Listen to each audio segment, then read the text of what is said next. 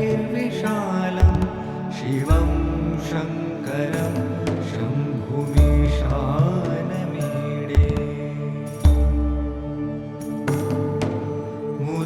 मुदामाकरं मण्डनं मण्डयन्तं महामण्डलं भस्मभूषाधरं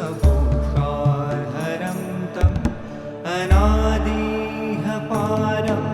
महामोहहारं शिवं शङ्करं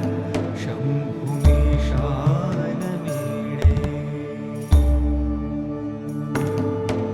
वटाधो निवासं महाट्टाट्टहासं महापापनाशं सदा सुप्रकाशं गिरीशं गणेशं महेशं सुरेशं शिवं शङ्करं शम्भुमीशानमीडे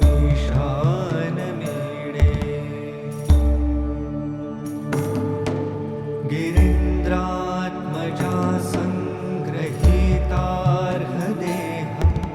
गिरौ संस्थितं सर्वदा सन्नगेहं परब्रह्म ब्रह्मादिभिर्वन्द्यमानं शिवं शङ्करं शम्भुमीशानमीडे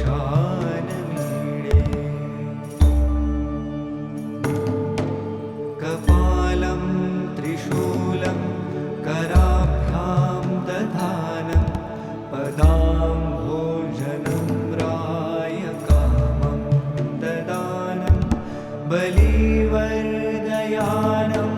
सुराणां प्रधानं शिवं शङ्करं शम्भुमीशानमीडे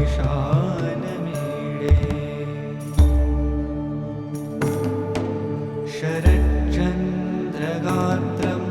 गुणानन्दपात्रं त्रिनेत्रं पवित्रं धनेशस्य मित्रम् अपर्णाकलत्रं चरित्रं विचित्रं शिवं शङ्करं शम्भुमीशानमीडे हरं सर्पहारं चिताभूविहारं भवं वेदसारं सदा निर्विकारं श्मशाने वसन्तं मनोजं दहन्तं शिवं शङ्करं शम्भुमीशानमीडे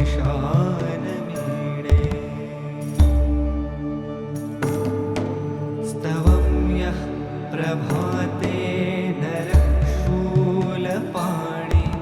पठेत् सर्वदा भर्गभावानुरक्तः सपुत्रं धनं